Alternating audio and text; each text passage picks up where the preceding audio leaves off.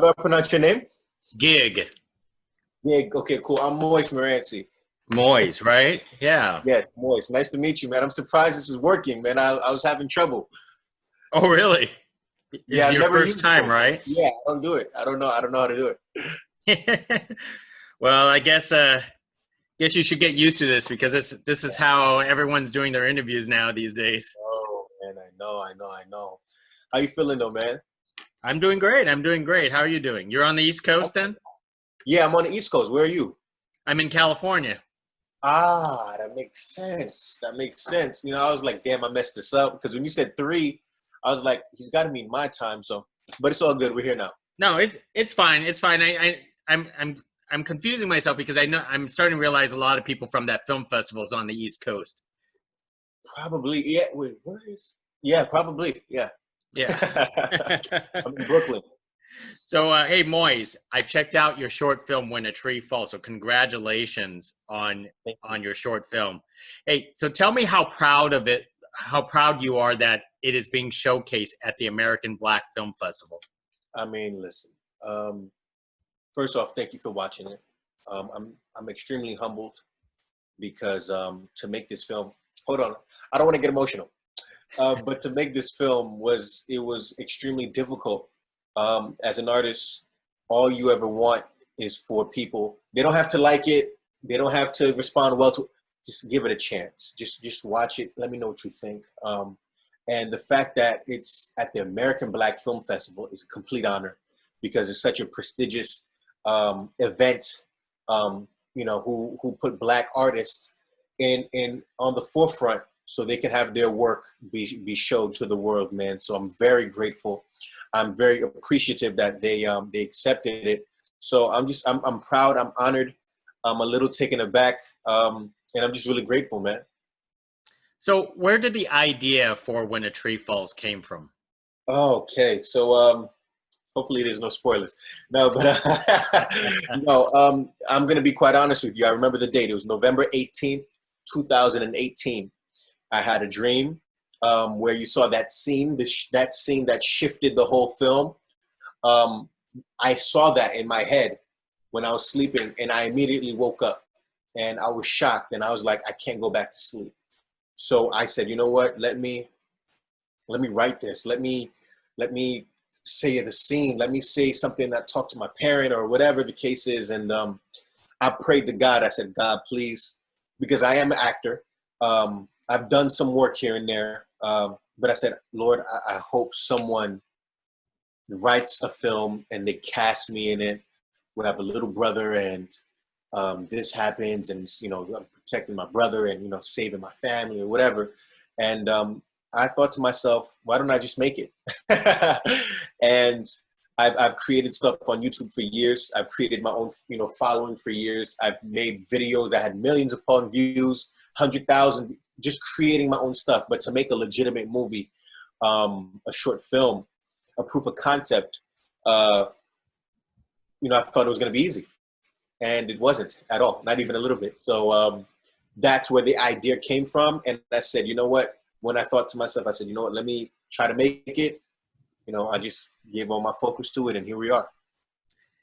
Now, I also noticed that this is your, I want to say, kind of like your directorial debut Yeah, it is. for it. How did you come to that decision? Is just because that if no one's going to make it, you decided to make it? Well, you hit it on the head, man. And I'm the type of person who's of the mindset is that you can't let someone, not you can't let someone give you an opportunity, but if it's not rolling in for you, I wasn't born with a silver spoon, silver fork, whatever it is. That's not who I am. So I've always been of the mindset to create my own stuff. Let me find a way. If this record label, because I'm also a recording artist, if this record label is not giving me the funds, if they don't want to listen to me, well, I'm going to create my own music and I'm going to create my own stuff, and which is something that I wanted to do with this film, was showcase all of my ability when it came to acting, directing, writing, and also music. I wrote the music there. I collaborated with some underground people that I know to tell this story in the best way that I know how. So yeah, man, that's I wanted to make my own film. I'm grateful that it's actually done because the circumstances were dire. in the environment that I was shooting it in. So to be a first-time filmmaker and to be accepted to American Black Film Festival, I'm just grateful, man. You know, it's difficult to direct, but it's also difficult to act and Yeah. direct at the same time. Could you talk about the decisions you made on that part? Oh, I mean, that's a great question, man. And it was, I was speaking to a friend of mine, and he was saying it's difficult to direct yourself because what I can like is probably not what's best. And I try to remove myself. I said, man, my teeth look nice in that shot, but it's not about your teeth. It's not about how you look. It's about telling the story. Say there was a scene where I'm getting really emotional, and I don't like where I'm crying and there's a booger in my nose and stuff like that. I may not like the way I look, but it's what's necessary for it. So I knew exactly what I wanted as a director. What I felt that was going to carry the film was its story.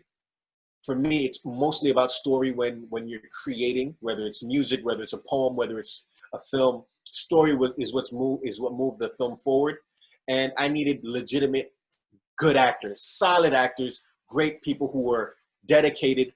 Who I'm of the mindset. I'm the type of director who likes to get down and dirty, real guerrilla style, and those actors, they dedicated their time and they helped me create this. This was a collaborative effort. Do you find yourself to be the strongest critic? Absolutely. I mean, when you think of Kobe Bryant, rest in peace, obviously I'm not saying I'm great in that regard, but I'm saying that maniacal, twisted, I am a perfectionist. Everything has to be perfect. Let's shoot this one line a million times more, but we have lunch. Forget lunch. We ain't gonna eat. No, I'm just kidding. But I'm a perfectionist. So definitely, I'm a huge critic on myself. Even after watching the film a million times, I edited the film. I'm like, oh God, I hate it. Oh my gosh, this sucks. This is, that's just how I am. Now, I noticed your short film's like 28 minutes long. I mean, another half an hour, you could have had a feature film Right. in its own case. Why did you decide to make it as a short film rather than a full-length film? Well, I didn't think I was able to do it, to create again, this was my first time. So I didn't know what was going to happen. So I actually broke it down to, 28, and individuals who have been a part of the film festival scene told me even then it's too long. But I said everything's important. I'm not just gonna put fillers in there. Every little scene, every little nuance is important in that film. And someone told me you have to kill babies, and I was like, whoa, excuse me. They were saying basically, what you love the most, as if it's your baby, you have to get rid of it. I said that's a poor choice of words, but I have to get rid of it. So there were scenes that I definitely wanted to keep, and I broke it down. And I had to let it go. But as I was done, I said, you know what? I could have actually made a actual feature length film, but I'm glad I didn't, because I have bigger things in the works because of the length of this. So there isn't like an iota of a thought that this could be a full-length film someday? No, at first I wanted to, but I'm actually working on turning it into a television series. I wrote the pilot. Um, I wrote the pilot. I wrote the pitch, which is what I'm working on to get it in the right hands. Because at the end of the film, I left it open ended. You know what I'm saying? Like, what happens after this event happened? But yeah, so at first I wanted a movie, but I felt that we can get really in depth with each character, why this happened, who these individuals are, and what brought them to this point in their life. So we're working on that. So hopefully that works, and wish me luck. That's actually a good move. In the case with the story itself, did you draw some real experiences in your life? Absolutely. Myself, the character Calvin, he's a 19-year-old kid. I'm actually 25 years old, but that's an extension of myself. And Nathan was a younger me, essentially. So I made them brothers. I can't get too in depth about what happened in the film, but that definitely resonates with me because they pulled from life experiences. And where we shot it was actually my neighborhood. where I lived, in the dangerous housing projects, in the housing complex with actual dangerous individuals, drug dealers. There's crime, high crime. I mean, we've experienced a lot of things on set, which was, life and death. So I said, that's why this film means so much to me, because I had to get it done regardless of the circumstances. I was going to say your the room that you're in right now looks pretty good rather Yeah, than yeah, no, that's not the, that's not, I actually broke into the place. I hopefully nobody comes, and I'm just kidding. But yeah, it's significantly different from where I was in Canarsie, Brooklyn. Yeah, that environment it was crazy, is all I can say. talk about your other two castmates, Janice and Taryn, who played your mother and Smoke. Yeah, thank you. Great question, man. So Smoke was a person who I wanted to create a character who was kind of untouchable, who has this status, who has this image of a very dangerous individual, and my character knew that, so he couldn't really act accordingly because of the status and what the dynamics were as it relates to my mother. But yet, Jonice is an incredible actress. She's a Broadway actress. When I sent her the script, I didn't have any funds. I didn't have, I didn't expect this person to say yes. I mean, I was so insecure, so scared when I, took on this project, because I didn't think anyone was gonna donate to me. I didn't think I was gonna get anything, but I got an outpouring love and support. So Jonice jumped on, and from day one, I mean, that scene, where I tell her, what's going on, and she brought it, and I said, damn, you can act for real, you can act. And also Taryn, who is a complete opposite of that character. He is such a gentleman, a kind-hearted individual. He was the first person who I told about the film, and he was like, yeah, man, we can do it. We can definitely do it and stuff like that. And then when we said action, he just turned into that very dangerous, scary person, Smoke. So I enjoyed having them on set. They were complete professionals, and I had so much fun. Excellent. It sounds like you want to be behind the camera again. Oh, absolutely. I mean, listen, I'm working on some stuff, my brother. I'm working on a lot of stuff. I love directing. It's a headache. It's definitely stressful, but hopefully, God willing, I'm praying after this film festival, things will, definitely go in a better direction in terms of that and acting, which is my first love, acting, because I really wanted to show that I can act. And the roles that I've gotten in my career thus far, I didn't really think, well, I've done some off-Broadway, some professional theater at the New Group, and that showed me in a different light, but it wasn't on camera. And I really wanted to show a character that was, he was contemplating, he was conflicted, and he was not at ease because of his environment in the house and outside, and he just wanted best for himself, just like that conversation he had with his girlfriend, Michelle, when he's talking about he wants a better life, you know what I'm saying? So I want to show more complex characters like that, but definitely directing is something that I love. I do see myself doing that in the future, God willing. But yeah, I definitely want to do that.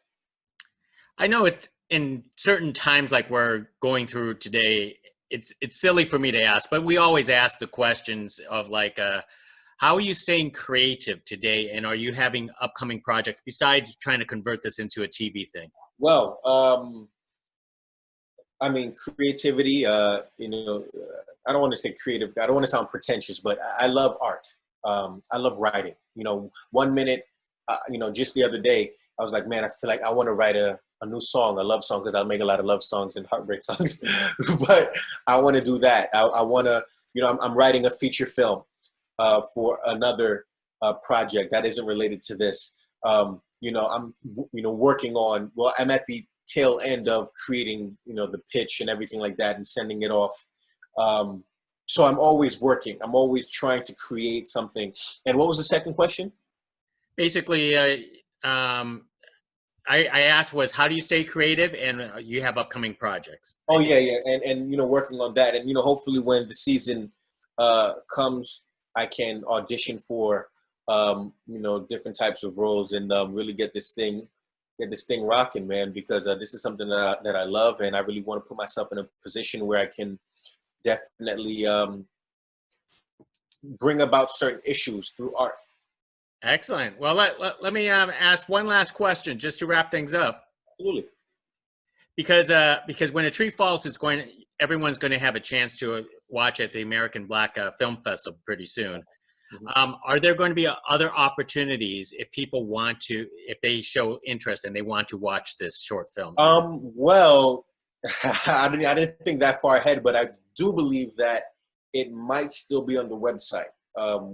But after that, I'm not entirely sure, because the television show, God willing, this happens, you know, praying.